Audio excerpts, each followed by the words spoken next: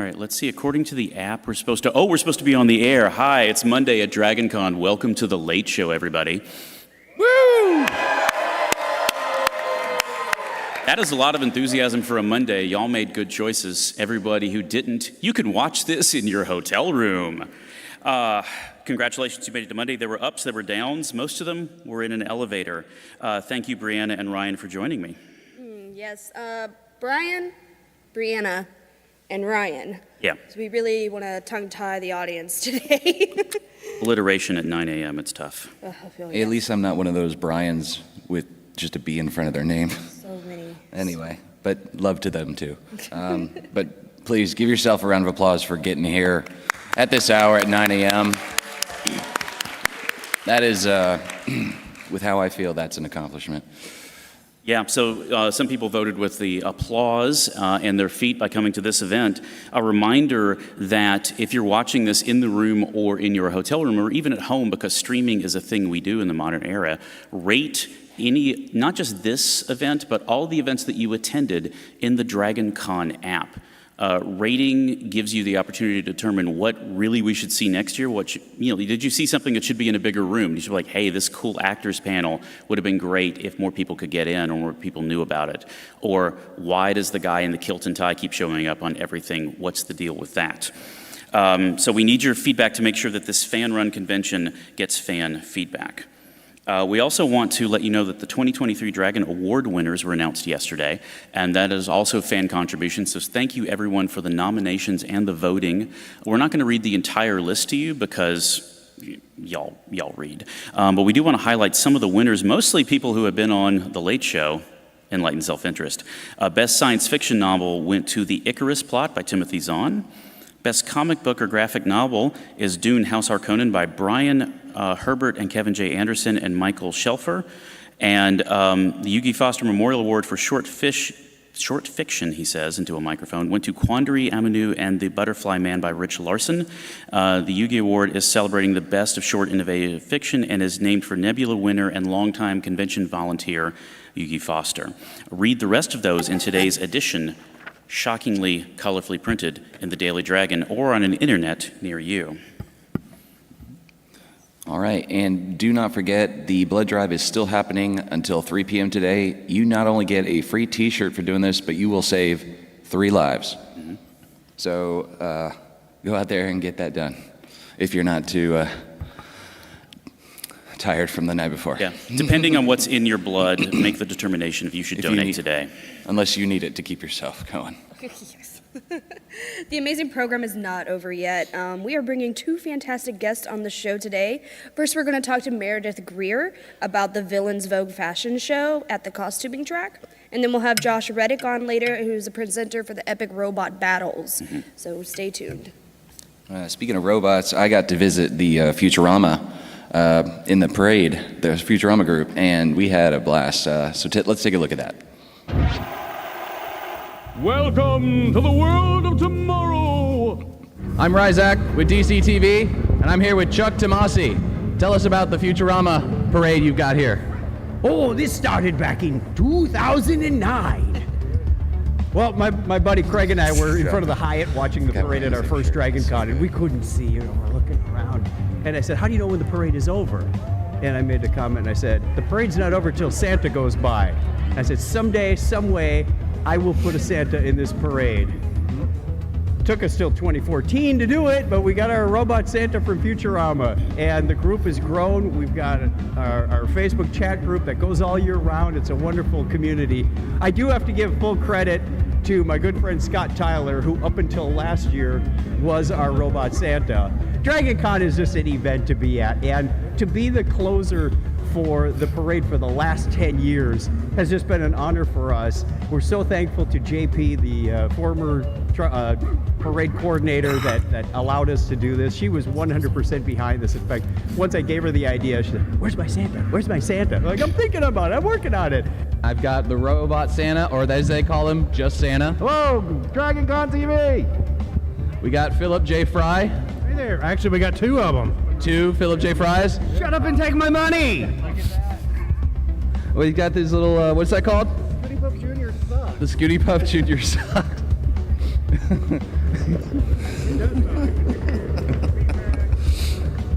Fun fact, I got to ride The that. man, the myth, the legend, Zap Brannigan. You're welcome. I showed up here for the women, and you've yet to provide them. They're here. Is this real velour? Of course. Only the best. Only the best. And we got Scruffy. Scruffy, you got your work cut out for you today. Nah, Scruffy doesn't care. Scruffy's not going to do anything. Scruffy's leaning on this broom all weekend. Oh, hello, Leela. I'm actually Leela's mom, just up supporting Leela for the day. Oh, my mistake. Thank you for being here and supporting your daughter. Of course. That's what moms do. And two Zap Brannigans? Well, we knew that this parade was really going to be about Zap Brannigan all along, so of course I had to make my special appearance. I'm here in support of the dupe and protecting the Earth from all kinds of evildoers. That's very great. I'm sorry Kip couldn't be here. I don't even know who you're talking about. And we got Pink Bender, advertising or supporting cancer research. Ooh, I'm gonna come back for this later. Have a drink. Have a drink? Have a drink. I will. And speaking of more Bender, we got Darth Bender. Hey, meatbag. You want a drink?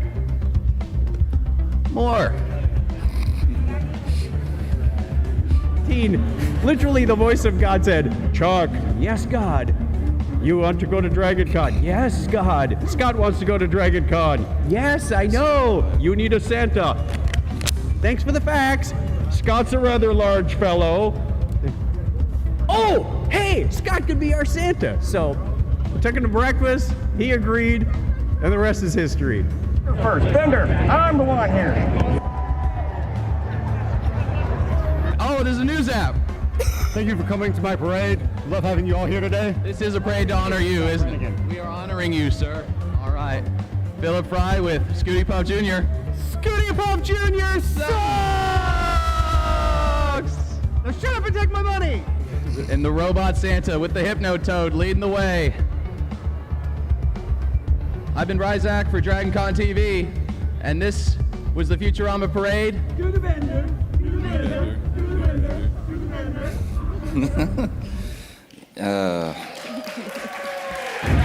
It is too early in the morning to do the bender, Ryan. I actually got to ride the Scooty Puff Jr. and it broke. Oh, it was so good.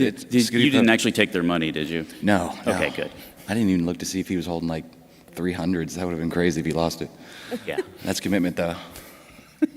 Anyway, Scooty Puff Jr. sucks. There is a thing about being in character, then there's in character. And, from behind the scenes standpoints, were they pretty much like in character like the entire time? Yeah, they were having a great time just living it up. Especially the Zap Brannigans. They were really just... They were very Zap.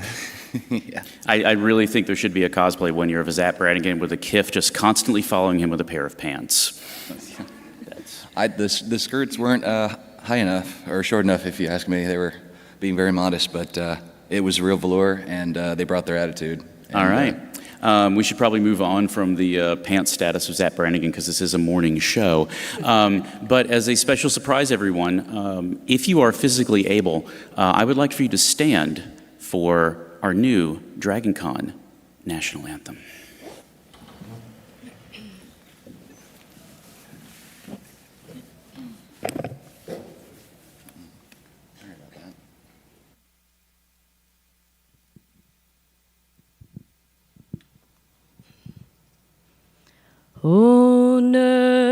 Wonderful for DragonCon, for fans of every age, for pop culture, fantasy, and sci-fi, all the rage. Ooh, sorry about that. DragonCon, it's early, y'all. DragonCon, oh DragonCon, we live our fantasies and unite our fandoms gloriously from millions to faraway galaxies. From the Hyatt to the Marriott, the Hilton by Habit Trail, and to the Cortland Grand and Westin, to the America's Mart for sales.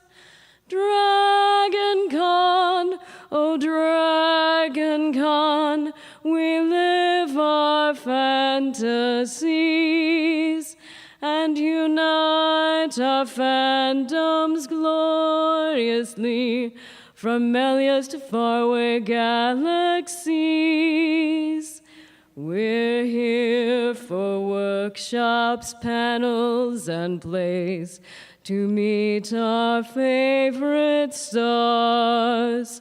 From morn till noon to night and dawn, the masquerade and parade.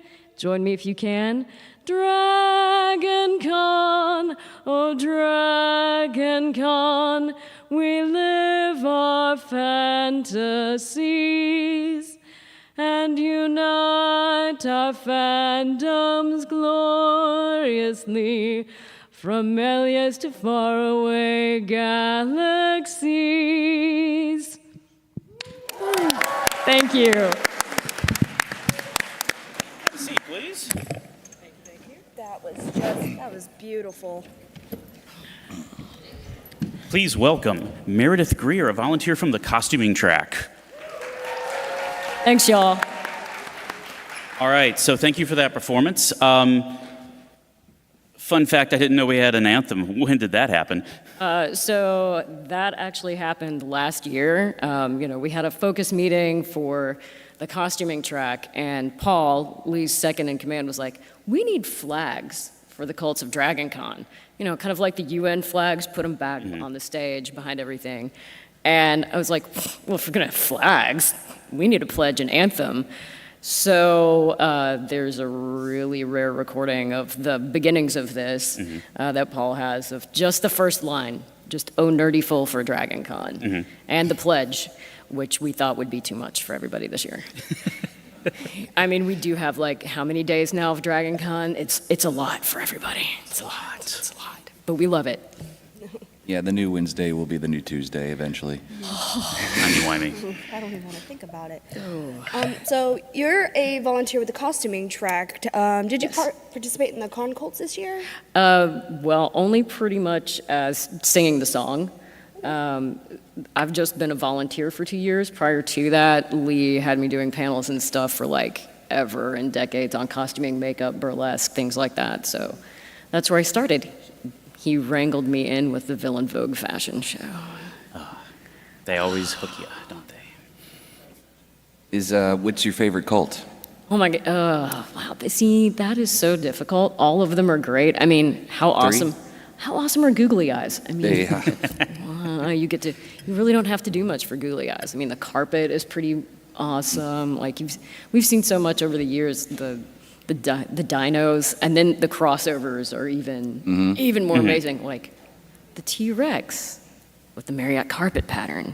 With googly eyes. With the John, yeah. With the John, wow. I've yet to see the ultimate crossover. We're getting there. We're getting there. I think we're getting there. So you guys need to show up for cults, or you need to participate in cults, because come on, we need crossovers. We need you for Cults of DragonCon. Oh my God, I'm sounding like patriotic DragonConner. Yes.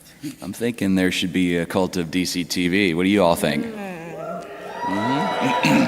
I totally agree with that. I mean, after last night's masquerade, I think it's on the works. I think with the Yip You Yips didn't see and did y'all see that in the masquerade last night? Oh, yeah. wow. And I watched that in a room, and I was cracking up. It was about law, especially when the Yip Yips all came out and they were, mocking. They made the same color pattern as the logo. Yeah, they cosplayed as this logo, or they created it, and I'm sorry, as members of DCTV. That's just so cool. It's the weirdest So if thing. you haven't seen it, go see it. So you produced the Villains Vogue fashion show. That's what hooked you into eventually becoming a volunteer for the costuming track. Yeah, absolutely. What went into that show? Oh, wow, there's a lot that goes into that show. It started out as the Vintage Vogue fashion show, and then it changes. Like every couple of years, we change the overall arcing theme. So it was Vintage Vogue, now it's Villain Vogue. And then yesterday, we made the announcement at the end, it's going to be the Vision Vogue fashion show. So it will encompass a lot more. A lot goes into that. It's an entire production of you have to, throughout the year, you submit an application, there's that whole process to go through. It's supposed to be like the height of fashion, but also a little bit of, kick in the pants of haute couture, because who's more haute than us? Seriously. We're fancy people. It takes a lot of volunteers. There's a check-in, there's a lineup. You have to, if you haven't done the catwalk before, we show you where to stop and go. Like, hit your mark. Every little thing about it, from our MCs, you wrangle the MCs, you wrangle the DJ, the people, your volunteers, your angels. If you guys don't know anything about angels, those are congoers like y'all that are not volunteers that come in and help us out. And we really appreciate folks like that. Nice. Sweet. So how long exactly has the Villains Vogue fashion show been happening? It's been going on for several years. So it's, like I said, it started out as the Vintage Vogue fashion show, and I cannot exactly remember the date. When I've gone back in emails to check things, at least 2019. Don't quote me on that. And Lee, don't. It's not like kill me. anybody records or watches this. You're fine. Oh yeah, no, Lee's not going to kill me after this. It's fine. It's all fine. So, you are a cosplayer yourself. Where can people find out about what you cosplay? Somewhat. We had a little snafu last year and lost a lot of my content due to a hacker. So I'm rebuilding a lot of stuff. You'll still find my Facebook page under the Chameleon with a lot of the things I do as a burlesque performer, which you see up here. This is Marlena Dietrich. Nice. For when I was a part of a burlesque troupe here a long time ago. This is a shoot at the Fox. So I've basically done a lot of vintage cosplays. If you can find me, I'm just under Meredith Greer, or on Instagram, house_of Murgatu, which is a big joke for the fashion show, a combination of Miranda Priestley and Mugatu from Zoolander. Well, thanks. Thank you for introducing our audience to the DragonCon National Absolutely, Anthem, thank you. and thanks for highlighting the work you and many other people do as volunteers. Round of applause for Meredith Greer. Thank you guys so much. Happy to be here. All right, Thank before you you guys. depart, we're going to go to our next segment. Ryan, take this away. I'm so sorry. Yeah. Take us away. We are going to be seeing the Josh Riddick. Apologies. Oh, no, sorry. Ryan's got a segment to plug. Ryan has a segment. I apologize. Oh, I see. Go You for heard it. my name and you thought of you. That's so I know, sweet. I'm sorry. It's just Alliteration. difficult, It's y'all. early. Brian, Briana, Ryan. Let's check out our DCTV correspondent TJ at the Silk Road Performance Expo.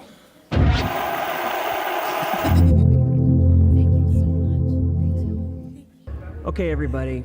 TJ with DCTV here, and we're here at the Silk Road Performance Expo, where we're going to see some very, very interesting new things for me. I'm new to this, so let's take a look, see what we got going on, and we'll ask some questions.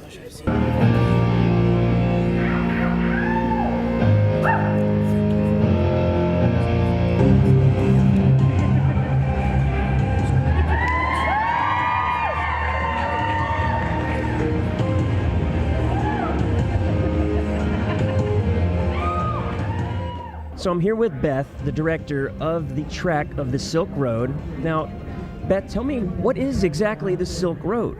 Okay, so the Silk Road track is hard to describe because it's so diverse. We cover everything from live action cinema and culture, from the Mediterranean through the Indian subcontinent all the way to the Pacific, including Japan and Okinawa. So it is very broad.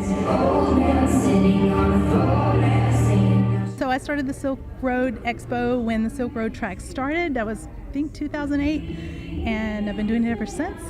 Kind of for selfish reasons, because I love to dance.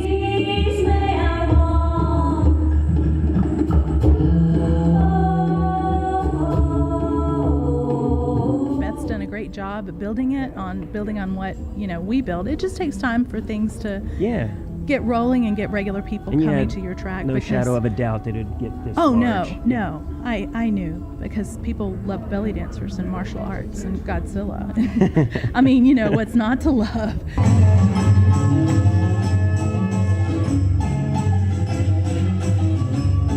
So this year we have a wide variety. We have belly dance, fan dance, K-pop, Bruce Lee, Michelle Yeoh. I think that the Silk Road Expo, though, is one of my favorites because that's where you really get to see the variety.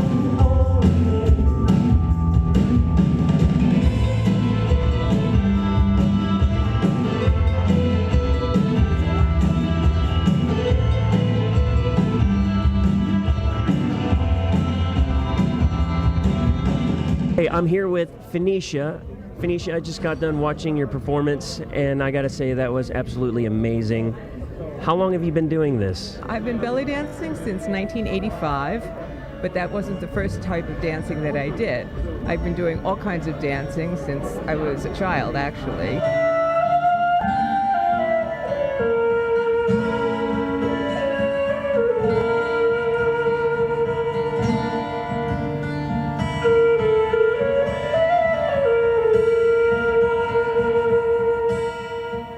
I love dancing. I love sharing it with people.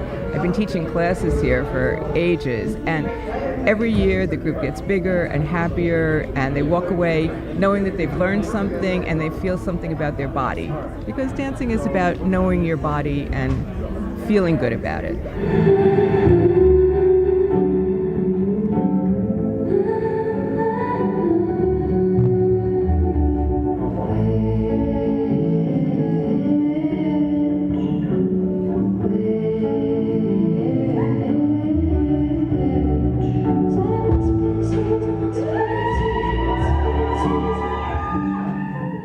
So I'm with Isla of Antipode here. So Isla, tell us what you do for the Silk Road. I hear it's many things.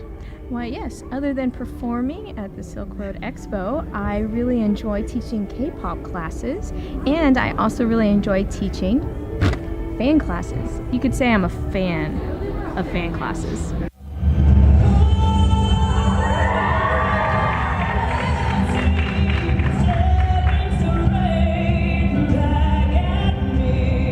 I gotta say, this was absolutely mind-blowing. I had no idea what to expect going into it. Saw some really great performances by so many talented people. I highly advise coming back next year and checking this out. This is TJ Garland with DCTV, signing off. I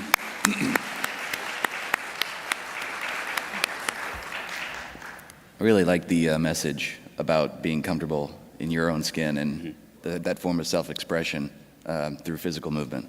Yeah, so I assisted to polish off and finalize that segment, and when I was watching it, I'm like, there's ladies dancing on stage with swords, and I was like, this is so cool, and things you don't actually, because I knew Silk Road was a thing, I knew they did performances, but I didn't actually realize how in-depth. I think my favorite part was ladies with swords and the cosplayer that just pops up, there we are. The mix of cosplay with the dancing, like the Goku, I couldn't believe it. It's great. Absolutely. So I want to go ahead and welcome our next guest, Josh Riddick, presenter for the Robot Battles. Welcome, Josh. Welcome, Josh. Good morning. Thank you guys for having me. So I follow DragonCon on Facebook, and I used to actually shoot some of the robot battles as a camera person, and there's always a post that asks what's a must-see thing, and robot battles comes up constantly. So how did you get involved with the track? So I've been a longtime fan of robot battles, and just a long time, I would go see the robot battles every year, and I always wanted to do it. In 2019, my kids were finally old enough to come and actually drive a robot, so that's kind of what got me over the hump and made me actually start participating. And then a few years later, I decided to volunteer and present. Have you gotten the kids wrangled for volunteering in the future? Maybe so. They're still a little on the young side, so a couple more years. Some of us don't want to keep doing this, you can see we're getting a matching hair color going here. Yeah. So you got to bring up the next generation. Exactly. I appreciate that. Josh, I understand, I know monkeys hate technology, but do robot hate the monkey? That's a good question. You don't answer that. Do you only do robot battles at DragonCon? No. So I participate in the robot battles, competing with my kids. I also present a series of 3 panels starting on Thursday night with my friend Alan, and we take people through the process of designing and building a 1-pound combat robot while we're here at con. So we start on Thursday, have work on Friday and Saturday, and then Sunday morning we take people from the audience who came to those panels, and they get to compete with brand new 1-pound combat robots on Saturday. Do you want to build a robot? Exactly. You're welcome for that. Yeah, and I actually do one more set of panels. I'm a mentor for school robotics through US or First Inspires. Yeah. And so we do some panels for students. The teaching is really what does it for me, and the outreach and getting kids excited about STEAM. That's Yeah, awesome. I've done some work for First out in Oregon, helping them record some of the events. And the student presentations on the robots are fascinating. Yeah, they are the experience they get. Having to I've seen high school kids put together presentations better than some corporate presentations I've seen. So that's an amazing group. And it's great that you bring up your mentoring, because I really do want to know what you love the most about robot battles, and especially with the kids. Especially mentoring, what is your favorite part? Right. So my second favorite part is watching robots blow up. I really enjoy destruction. I know, right? We've got to be prepared for the robot uprising, and so we have to know how to defeat them. But really, my main thing is seeing that moment when a kid gets it and is hooked on engineering and STEAM, and you can tell that they're gonna keep with it. And that's what makes every long hour and painful back from moving equipment worth it. That's special. I saw the faces of the kids, and they were just in a candy store, but with robots. That's right, the first robotics. We hopefully we'll have a segment out soon about that. But it was just from some of the footage, it's really cool, and all the excitement from the kids and all the different things you offer. It's special for sure. Thank you so much. Well, thanks for working with those kids, and thanks for coming out and talking to us. A round of applause again for Josh Riddick.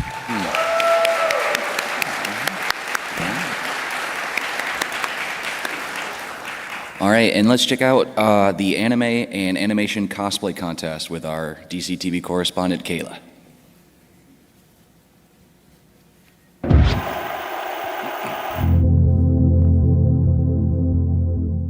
Hey everyone, my name is Kayla. I'm with DragonConTV, and we are here at the Anime and Animation Cosplay Contest. And as you can see behind me, we have these amazing cosplayers that are ready for the contest.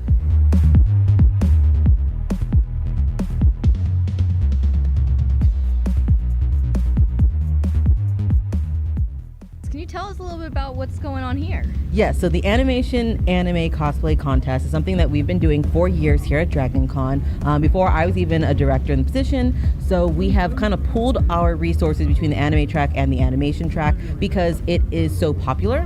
And we have we encourage people who are dressed in animation, anime, or video game cosplay to compete in this judged contest, but it is not only for that. If your costume is a mashup or is a different fandom, we welcome that as well. As mentioned, this is judged, so we have a cosplayer who will look at the craftsmanship of the build, of the fabric, of the costume and cosplay in general, and create a score so that is judged or announced during our cosplay contest.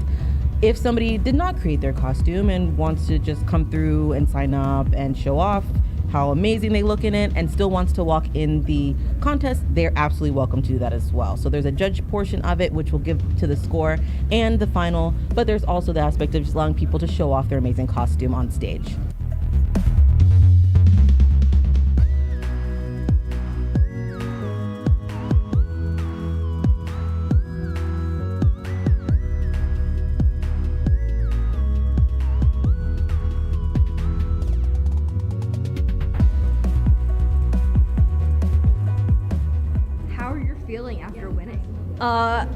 I was blown away. I was so grateful to the judges for their really nice comments, and I was really excited to like see my husband and my friends all like be super excited for me. This is actually like a fully tailored suit with a full lining in the body portion, open sleeves because it's Atlanta, and a lot of it was sewn by hand. I use a lot of like historic costuming techniques, and doing the tailoring was a fun new thing for me to start picking up. So the whole thing is lined with this really thick canvas material that gives it shape and body and keeps it structure. The outside is actually wool, but that's actually been really good because it breathes, so nice for con heat. Well, thank you so much for joining us on DragonConTV. Thanks for having me.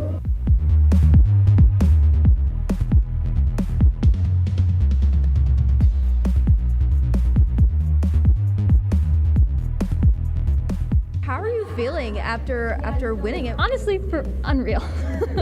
But I've been sewing for about 6 years. I've done about 5 or 6 cosplays from scratch. The beadwork is probably my favorite spot. So right here on the skirt part and on the bodice. It took forever. This costume took me 7 months. And a couple of those months were just me throwing it at a wall and leaving it there. Well, congratulations. Thank you so much for joining us on DragonConTV. Thank you for having me. I really enjoyed this.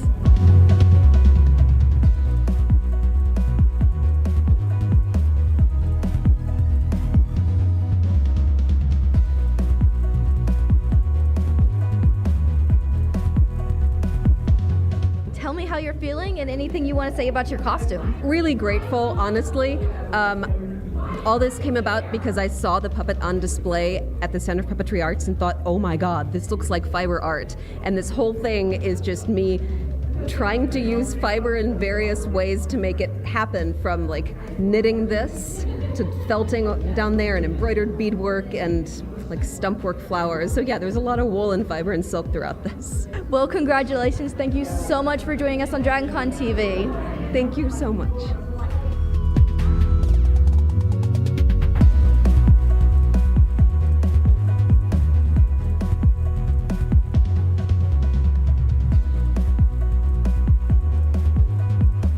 Wow, did you see those costumes? Those were incredible.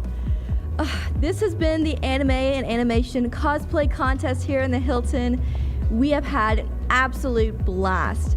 My name is Kayla with DragonConTV, signing off.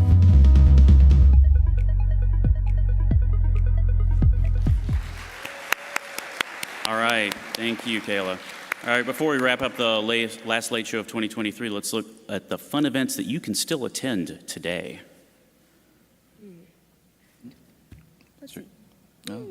Oh yeah. You can join DragonCon's amazing Tony Gal at this year's charity auction at 11 a.m. in the Hyatt Grand. That's not 5. It's Monday. Oh no. All right, 11 a.m. at the Hyatt Grand Hall. There are original pieces and prints for so many great artists. The art show will also be available until 5 p.m. today. And the Star Wars track is featuring a plethora of creatives and the Star Wars authors' Mad Lib ideas. This takes place in the Marriott A706 at 1 p.m. today, and we'll have authors Delilah S. Dawson, E.K. Johnson, John Jackson Miller, Brian Young, and Timothy Zahn.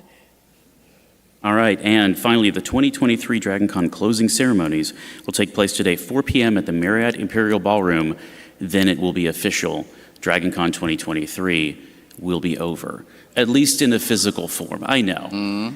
So wrapping up a con is kind of hard because a convention isn't a single thing. It's a collection of moments.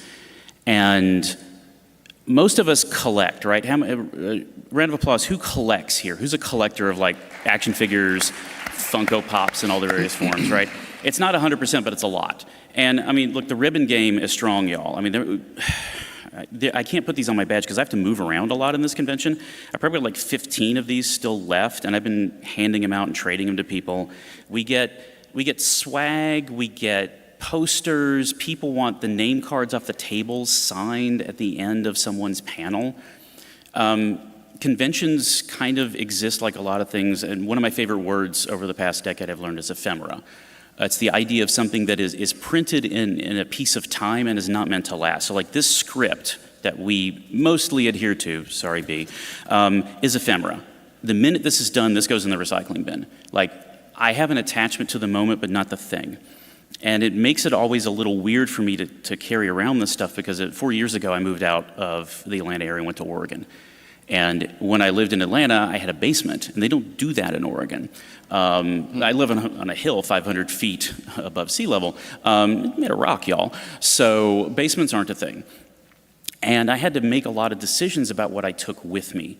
Did you know that in the year of someone's Lord 2019, I owned 2 VCRs? No idea why. But it was a thing that I was doing. I have, being the oldest child out of my family, I get to kind of take all of the family history. Like I'm starting to get random envelopes in the mail of like my dad's photos, my mom's pictures. I have my grandfather's film reels from the 1930s. I have film reel of Shanghai prior to the Japanese occupation. And then I also have me as a 4-year-old on Super 8 running around in the background wearing a vest, pretending to be Han Solo, carrying a blaster, which I still keep next to my desk at home. I have the first C3PO I was ever given the first toy I remember getting as a child, right? And my dad used to travel a lot for work. I did that for ages as well, and I picked up his habit of sending postcards. And one of the things I found when I was moving was the book of postcards. And it was this kind of visceral thing of like, this is why I send postcards when I travel. My dad did. And I realized at some point that I will throw this album away because the postcards didn't matter to me.